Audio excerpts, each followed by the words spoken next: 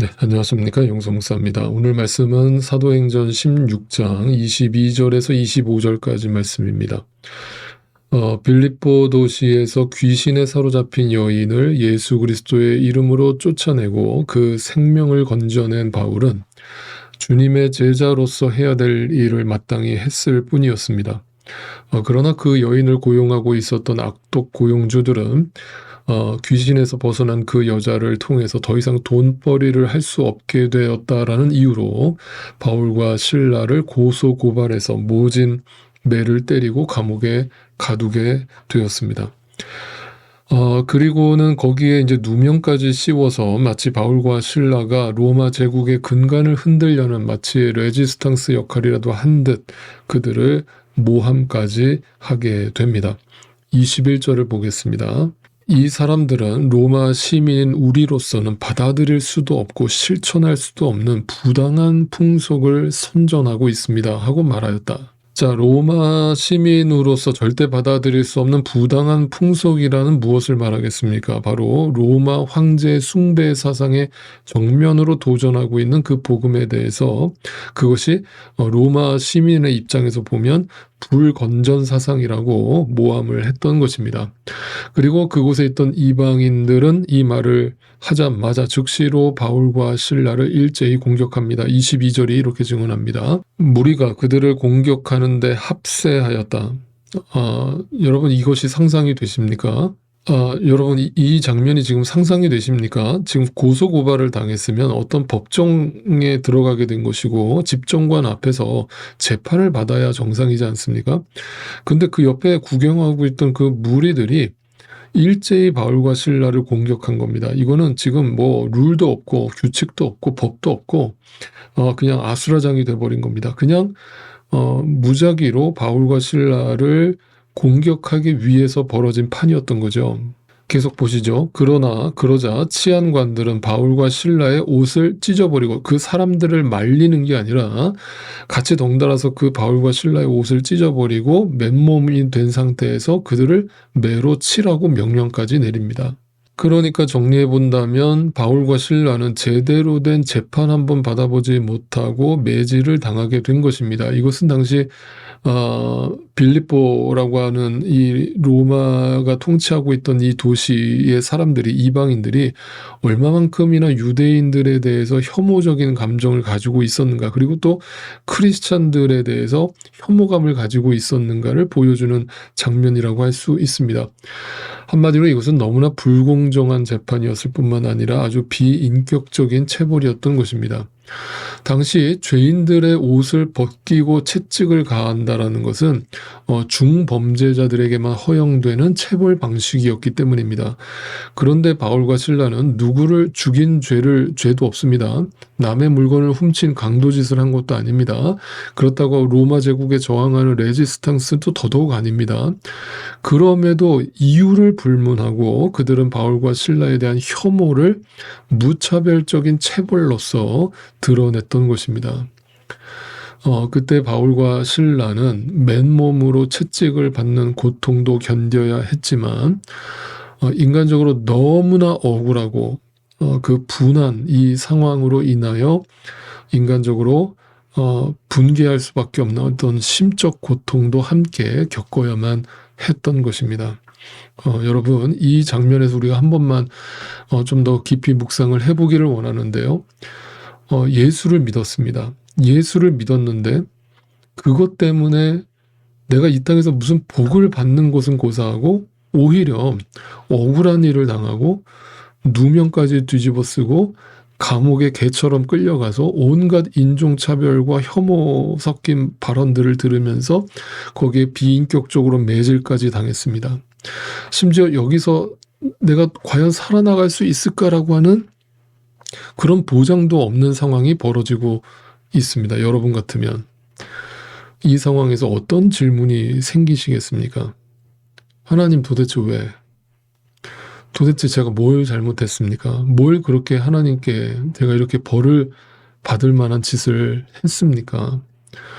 과연 이것이 성령 하나님께서 내가 가려던 길을 계속 막으셔서 유럽 땅까지 건너오게 하신 이유가 고작 이렇게 개처럼 매질을 당하고 감옥에서 형장의 이슬로 사라지기를 원하시는 것입니까? 그것이 하나님이 나를 부르시고 여기까지 인도하신 뜻입니까? 라면서 그 순간에 함몰되면 거기서 왜라고 하는 질문밖에 입술에서 나오지 않는 것이죠.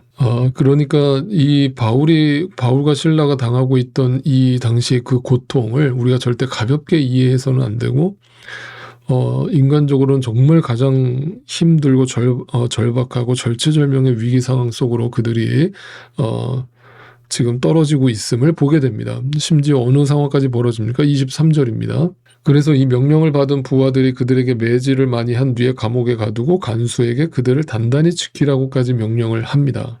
여기서 우선 매를 맞았다라고 하는 이 단어에 좀 주목을 해보십시오. 여기서 매를 맞았다라는 게 많이 맞았다라고 적혀 있는데, 이 많다라고 하는 이 단어는 한마디로 무한대라는 의미거든요. 즉 바울과 실라가 어떤 정해진 형벌에 의해서 매를 맞은 게 아니라 무작위로 무한대로 매를 맞고 감옥에 들어왔다는 얘기입니다. 여러분, 예를 들면 유대인들 같은 경우에는 율법에 매질을 할 때 40대 이상을 초과해서 때릴 수가 없었습니다. 그게 하나의 율법이었어요. 그래서 유대인들은 항상 죄인들을 벌할 때 40에서 하나 감한 39대를 때렸죠. 그 이유는 내가 때리는 자가 막 때리다가 무의식 중에 실수로 40하고 41를 때릴까봐, 그러면 자기가 또 죄를 범하는 것이 되기 때문에 40에서 하나를 뺀 39대를 안전하게 39대를 때리는 법을 갖고 있었던 겁니다. 그런데 지금 빌립보 도시는 유대인들이 다스리는 도시가 아니잖아요. 이방인들의 도시입니다. 그러니까 이방인들에게 그런 법이 존재할 리가 없습니다. 그리고 그것도 유대인들에게 그 법을 있다 하더라도 그 법을 적용할 이유가 전혀 없죠. 그러니까 한마디로 지금 바울과 실라는 전혀 법적인 그런 울타리 안에서 이런 형벌을 받은 게 아니라 무작위로 무제한으로 매를 맞고 감옥에 투옥되었다는 뜻입니다. 그리고 마치 엄청난 중범죄자를 다루듯 깊은 감방에 그들을 쳐놓고는 발에다가 착고까지, 도망가지 못하도록 단단한 착고를 채우기까지 했습니다. 그리고 드디어 그 캄캄한 감옥의 문이 굳게 닫힙니다. 그렇게 긴 하루가, 고통스러운 하루가 지나가고 있었습니다. 이 시간을 성경은 이렇게 표현하고 있습니다. 25절입니다. 한밤쯤 되어서, 여러분, 성경에서 한밤중이라고 하는 시간은 단순히 시간을 알려주기 위한 목적으로 기록된 것이 아닙니다. 여기서 한밤중이라는 것은 그들이 처한 상황을 표현하는 단어죠. 바울과 실라의 인생에서 그 순간만큼 깊은 한밤중은 없었습니다. 도저히 이해할 수도 없고 감당할 수도 없는 상황이 벌어졌고, 억울하게 누명을 뒤집어 써서 매를 맞고 감옥에 갇혀서 발에는 착고까지 차고서 온몸은 피투성이가 되어서 감옥에 앉아 있습니다.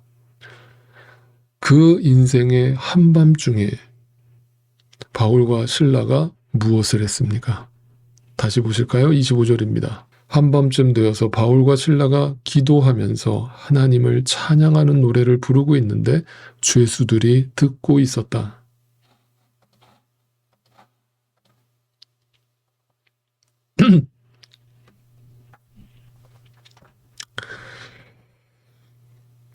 저는 성경에서 믿는 자들의 삶의 모습이 무엇이냐라는 질문을 던졌을 때 항상 저는 이 구절을 먼저 떠올립니다. 여러분, 절대 여러분의 신앙생활 하는 동안에 이 장면을 절대 잊지 마시기를 부탁드립니다. 바울과 실라는 그 인생의 한밤중에서 기도하고 찬양을 불렀습니다. 심한 매질을 당하고 두 발마저 착고에 채인 상태에서 다 죽어가는 목소리로 속삭이듯 찬양을 불렀던 것이 아니었습니다. 바울과 실라는 다른 감방에 갇힌 죄수들이 다 들을 수 있을 정도로 큰 소리로 기도하고 찬양을 불렀습니다. 여러분, 이렇게 제가 설명을 드리면 어떤 분들은 아니 목사님 그런 거 당연한 거 아니겠습니까? 적어도 바울과 실라인데요.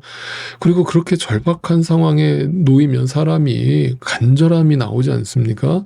그래서 아마 절대 조용히 기도할 수가 없었을 것이고 눈물로 하나님께 호소하듯 기도하지 않았겠습니까?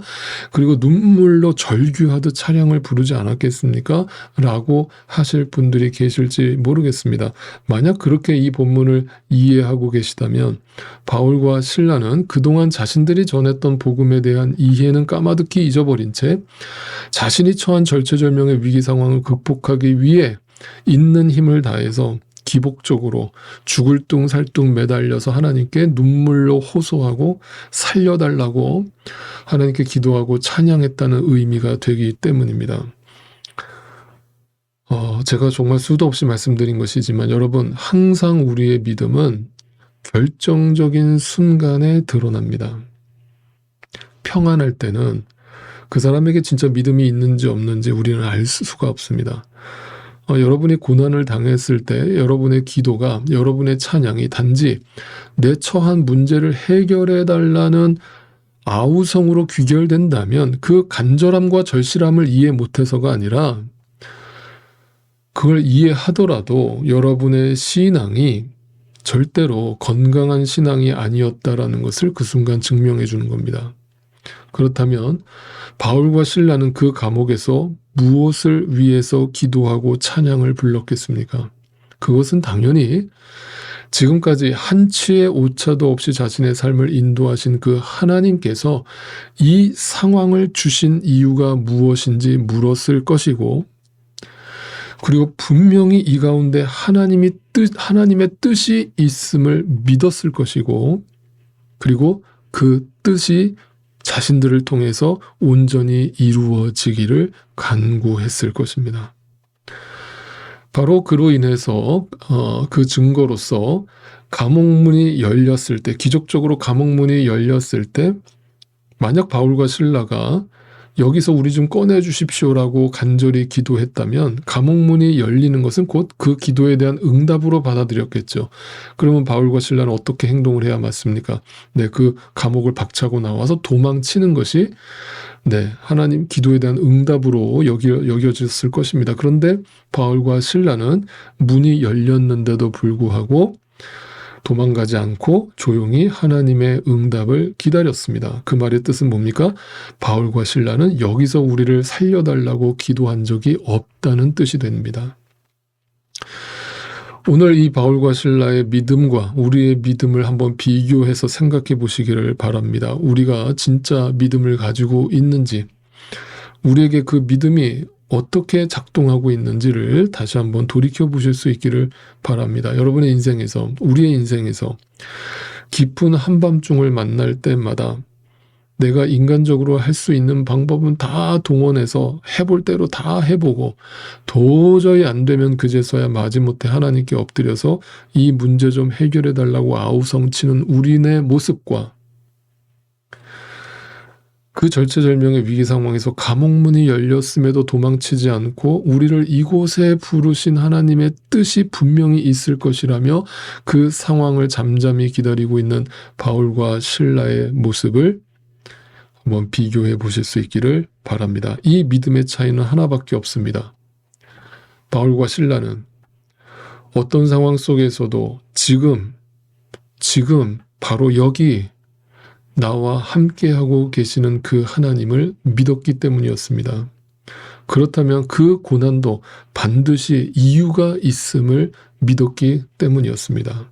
그리고 그 순간에 나의 뜻이 아니라 하나님의 뜻이 나의 삶 속에 이루어지기를 간절히 바랬기 때문이었습니다. 예수.